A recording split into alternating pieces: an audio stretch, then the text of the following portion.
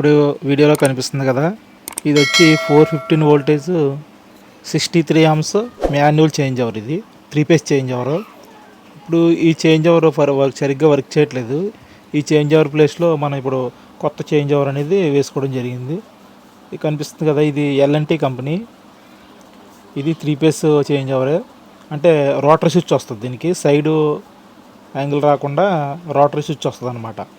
ఇప్పుడు మీకు కనిపిస్తుంది కదా, ఇప్పుడు రెడ్ వైర్లు నేను చేంజ్ ఓవర్లో తీసాను.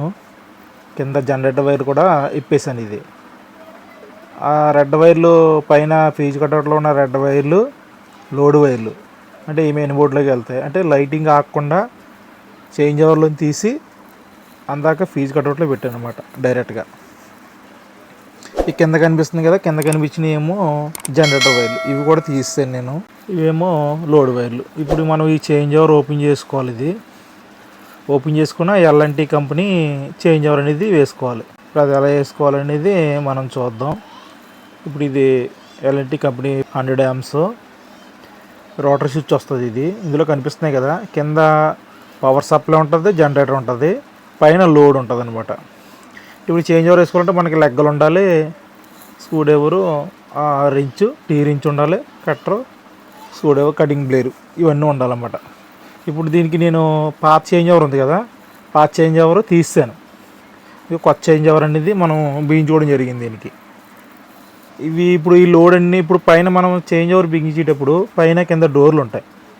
కొత్త ఈ ఎల్ఎన్టీ కంపెనీ చేంజ్ ఓవర్కి డోర్లు అనేది ఇప్పేసుకుంటే మనకి ఈ వైర్లు ఫోల్డ్ చేసుకొని ఆ లెగ్గలు కొట్టుకొని మనకి ఆ బిగించుకోవడానికి బాగుంటుంది అనమాట. ఆ డోర్లు కింద పైన ఇప్పేసుకుంటే తర్వాత మళ్ళీ మనం అయిపోయిన తర్వాత మనం డోర్లు బిగించుకుంటే సరిపోద్ది. ఇప్పుడు మొత్తం బిగించేయడం, మొత్తం కనెక్షన్ చేయడం జరిగింది. ఇప్పుడు మనం ఇప్పుడు ఆఫ్లో పెడితే కరెంట్ ఆగిపోయింది. ఇప్పుడు చూసారు కదా, అంటే పవర్ కూడా సప్లై కూడా ఇచ్చేయడం జరిగింది. కింద కనిపిస్తున్నాయి కదా, కింద కనిపించినవి ఫీజు కట్అవుట్ నుంచి వచ్చి పవర్ సప్లై వైరు, ఏసీ వైర్లు, కింద వెనక్కి కనిపించినవి జనరేటర్ వైర్లు. కింద పవర్ సప్లై ఉంటుంది, జనరేటర్ వైర్ ఉంటుంది, పైన ఉన్న కనిపించి లోడ్ వైర్లు, అంటే మెయిన్ బోర్డుకి వెళ్ళి వైర్లు అనమాట. ఇవి లోడు. కింద కనిపించినవి ఏమో వెనక్ సైడ్ కనిపిస్తుంది జనరేటర్ సప్లై, ముందు సైడ్ కనిపిస్తుంది పవర్ సప్లై, అంటే ఫీజు కట్అవుట్ నుంచి వచ్చే పవర్ సప్లై. అలా మీకు జనరేటర్ ఏంటన్నా 2 సప్లైలు కనబడుతున్నాయి, ఒక దాని మీద ఇంకోటి కనబడుతుంది కదంటే అని మీకు డౌట్ రావచ్చు. ఎందుకంటే అది ఇక్కడి నుంచి మళ్ళీ వేరే జనరేటర్ పైన ఇంకో ఫ్లోర్లో ఇంకో చేంజ్ ఓవర్ ఉంది, సేమ్ ఇలాంటిదే, అక్కడికి వెళ్ళింది అనమాట. అంటే జనరేటర్ ఆన్ చేయగానే ఇక్కడికి వచ్చి ఇక్కడి నుంచి మళ్ళీ పై చేంజ్ ఓవర్కి వెళ్తుంది. జనరేటర్ ఆన్ చేసేటప్పుడు ముందు కనిపిస్తుంది పవర్ అనమాట. ప్రతిదానికి లెగ్గలు కొట్టుకోవాలి, నెట్ అండ్ బోర్డులు అనేది చాలా టైట్గా వేసుకోవాలి. అప్పుడే మనకి పవర్ బ్లింకింగ్ అనేది రాదు. మోటార్లో లూజ్ అయినా ఏది లూజ్ అయినా సరే లైట్లు కొట్టుకోవడం, లైట్లు కాలిపోవడం అలాంటివన్నీ జరుగుతుంది అనమాట.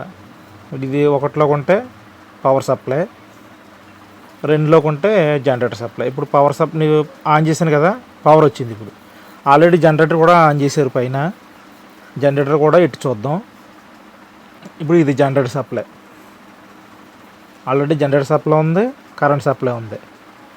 2 సప్లైలు పెట్టి మనం లోడ్ ఇచ్చి చెక్ చేస్తున్నాం అనమాట. ఇది చేంజ్ ఓవర్ వేసుకుంటే మనకి మెయింటెనెన్స్ బాగుంటుంది అనమాట. అంటే ఆ చేంజ్ ఓవర్ అయితే లివర్ పై నుంచి లాగడం కింద ఇది ఇబ్బందిగా ఉంటుంది. ఇది అయితే చేంజ్ ఓవర్ రోటర్ స్విచ్ కూడా బాగుంటుంది. చూసారు కదా వీడియో నచ్చితే లైక్ చేయండి, షేర్ చేయండి, మన ఛానల్ని సబ్స్క్రైబ్ చేసుకోండి. Thank you for watching.